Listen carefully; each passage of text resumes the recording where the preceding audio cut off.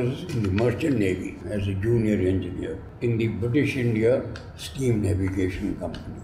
Interestingly, I was chief instructor in a Navy Technical School in Jaipur, in Pilani, in Jaipur state for 1.5 years. Then I joined the Royal Indian Navy in 1944 as a sub-lieutenant and served throughout the war. What is میں جہاز پہ تھا.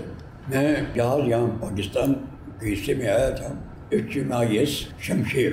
یہ 1945 میں Indian navy کی mutiny بہت مشہور ہے بامبے میں, اور یہاں کراچی میں بھی HMIS ہندوستان یہاں جہاز پہ تھا, اس نے شہر کی بمباری کی تھی, تو اس سے برٹش گورنمنٹ بہت ہل گئی تھی. اور جب جہازوں سے میوٹنی کے بعد ایمونیشن نکال لی تھی, تو توپیں تو تھیں, توپیں تو نہیں نکال سکتے تھے, لیکن ایمونیشن نکال دی تھی. تو بغیر ایمونیشن کے بیکار ہے. تو 46 میں رشیا آذربائیجان میں آکوپائی کر لیا, تو اس سے ایلائز بہت گھبرا گئے کہ یہ اب رشیا ابھی آذربائیجان میں آ گئے ہیں, پھر وہ ایران پہ حملہ کریں اور عراق کی طرف آئے, وہیں پہ ان کے آئل فلیٹ سے, ایرانین آئل فلیٹ سے. تو انہیں بچانے کے لیے یہاں سے انڈین آرمی کی فوج کے کچھ دستے بھیجے تھے, اور شمشیر جہاز ہمارا جو تھا وہ گیا تھا انہیں سپورٹ کرنے کے لیے.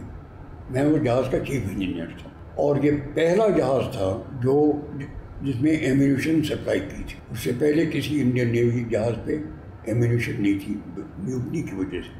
تو بہت لوگ یہ انگریز بہت نروس تھے.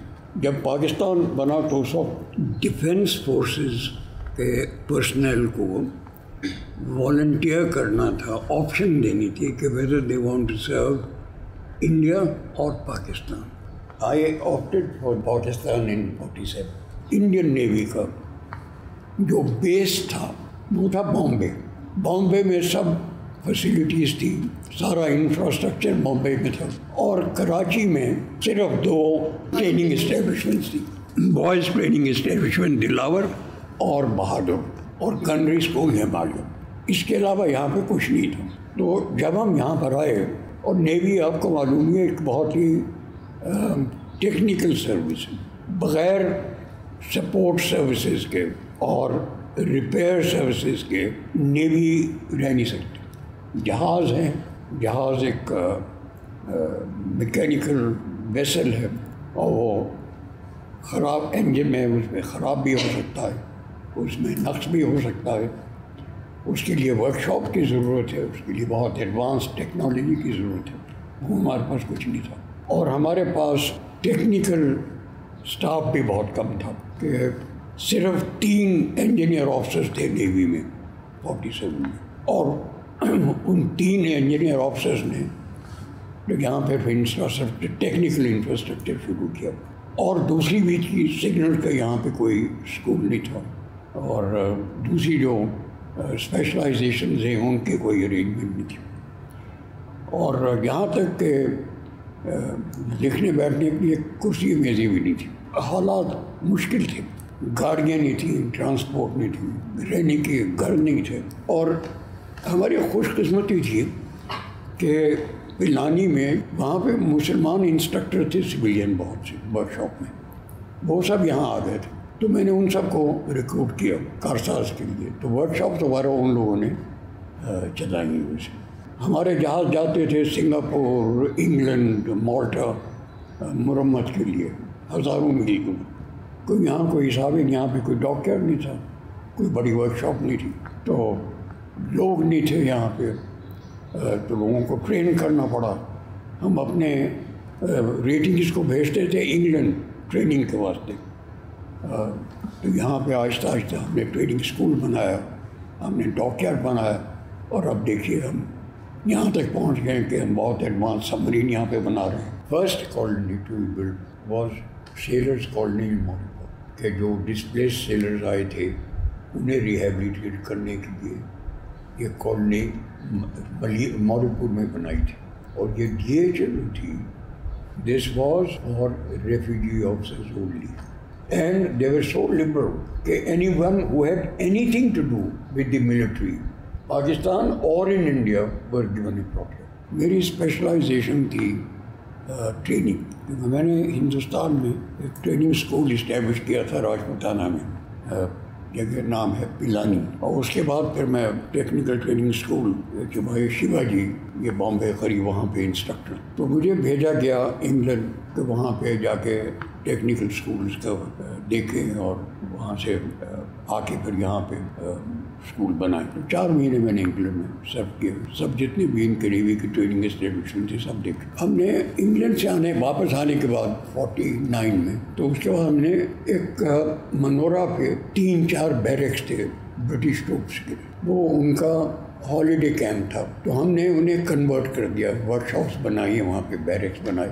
پھر ہم نے کارساز بنایا۔ پہلے انٹرم کارساز منورا پہ، کیونکہ ضرورت فوراً تھی ہمیں ٹرین کرنے کی۔ پہلا کارساز 51 میں شروع کیا، تو وہاں پہ 51 میں ہوا، ڈرگ روڈ میں بنایا، اور اس کے بعد اس دوران میں پھر میں ادھر ادھر چکر لگاتا رہا، زمین دیکھتا رہا کہاں پہ بنائے، تو ہمیں یہ زمین زیادہ پسند آئی جہاں میں موجودہ کارساز ہے، تو یہ ہمیں زمین ملی 52 میں، یہ ایئر فورس کی تھی، کنٹونمنٹ بورڈ کی، تو اس کی میں نے پلاننگ کی، اور کنسٹرکشن اس کی 54 میں کمپلیٹ ہوئی، تو 54 میں 24 سپٹمبر اس کی کمیشننگ سیریمنی ہوئی، پھر میں نے اسے بنایا اور میں اس کا پہلا کمانڈنگ آفیسر تھا۔ پھر وہاں پہ ہم نے انجینئرنگ کالج بھی شروع کیا کارساز میں، اور اس کے بعد پھر یہ بحریہ کالج بنا باقاعدہ۔ پہلے ایڈمرل جیفرڈ جو ہمارے کمان چیف تھے، برٹش آفیسر، انڈین نیوی سے آئے تھے، اس کے بعد پھر ایڈمرل چودھری، انہوں نے فل سپورٹ دی، اور نیول ہیڈ کوارٹرز نے مجھے پوری سپورٹ دی، جو میں نے مانگا انہوں نے دے دیا۔ منسٹری آف فائنینس، ہمارے فائنینشیل ایڈوائزر تھے، وہ انہیں لے گیا، انہیں اپنے نقشے وغیرہ دکھائے، تو اتنے متاثر ہوئے، انہوں نے کہا کہ جو بھی میں نے مانگا انہوں نے کاٹا نہیں، تو فل سپورٹ، اور اسی واسطے کارساز بنا۔ اس کا سینکشن اماؤنٹ جو تھا مجھے ابھی تک یاد ہے 93 لاکھ، اور یہ ہمارا شو پیس تھا کارساز۔ نیوی کی انٹرٹینمنٹ ہوتی تھی سب کارساز میں، سب پریزیڈنٹ ہمارے پاس آئے کھانا کھانے۔ کہ کارساز میں ہم نے ایک ورلڈ چیمپئن بھی پروڈیوس کیا، ہاشم خان، اس نے ڈیفیٹ کیا تھا، جو اس وقت اسکواش چیمپئن ہے، جہانگیر خان کا دادا روشن، تو وہ میں نے ریکروٹ کیا ایز اے فٹنگ انسٹرکٹر۔ یہاں پہ ہماری جو روٹین ہوتی تھی 8 to 4، کہیں بھی سارے ہندوستان میں 8 to 4، 1 بجے لنچ، 2 بجے سے 2 to 4 گئے۔ نتیجہ یہ ہے کہ سب لنچ ساتھ کھاتے تھے میس میں۔ انٹرٹینمنٹ بہت ہوتی تھی اس زمانے نیوی میں، پارٹیز بہت ہوتی تھی، اور مہینے میں 2 مہینے میں ایک دفعہ میس نائٹ ہوتی تھی، مہمان آتے تھے، کھانا ہوتا تھا، فارمل ڈنر۔ ہم جہاز پہ 2 چیزیں کو ذکر نہیں کر سکتے تھے میس میں، no talk about women and no talk about politics. تو میس لائف بہت ہی یعنی پلیزنٹ لائف تھی، اور لوگوں کو بڑا فخر تھا اپنے میس کا، اور میس کی سلور، لوگوں کو بڑا فخر ہوتا تھا سلور اپنے، اور میس نائٹ میں ساری سلور نکالتے تھے۔ ایوب خان صاحب نے کہا کہ دوپہر کو چھٹی ہونی چاہیے کیونکہ ہم اسپورٹس میں حصہ لیں گے، تو وہ 2 بجے بند کر دیں۔ اب نتیجہ یہ کہ سب میس ختم ہو گئے، کیونکہ 2 بجے کا بند کرنے کا مطلب یہ ہے کہ لوگ جو کھانا کھاتے تھے میس میں، اب وہ گھر جا کے کھانا کھاتے ہیں، تو وہ جو ایک دوسرے میں ملن تھا وہ ختم ہو گیا، وہ بات نہیں رہی، اسپرٹ دی کور جو ہے وہ نہیں ہے جو اس زمانے میں تھی۔ اتوار کو ہماری ہوتی تھی سنڈے پریڈ، اتوار کو، اور ہفتہ تو ہاف ڈے ہوتا ہے، فل ڈے آف نہیں ہوتا۔ ہماری پریڈ ہوتی تھی صبح 10 بجے، اور اس کے بعد پھر چھٹی، صرف آخری اتوار کو پریڈ نہیں ہوتی تھی، یہ روٹینس تھی۔ تو ہم نے تو نیوی میں بہت انجوائے کیا، ویری ہیپی کریئر۔ تو بڑی مشکلات کی پیش تھی، اس کے باوجود جہاں پہ نیوی آئی، اور صرف نیوی کا نہیں، دوسری جگہ دوسری شعبے کے بھی زیادہ تر یہی حالت تھی، اور نیوی کے خصوصاً، لیکن جذبہ بہت تھا۔ ہمیں احساس تھا کہ ہمارے پاس کچھ نہیں ہے، لیکن جو کچھ ہے اسے ٹھیک رکھنا ہے اور آگے بڑھانا ہے۔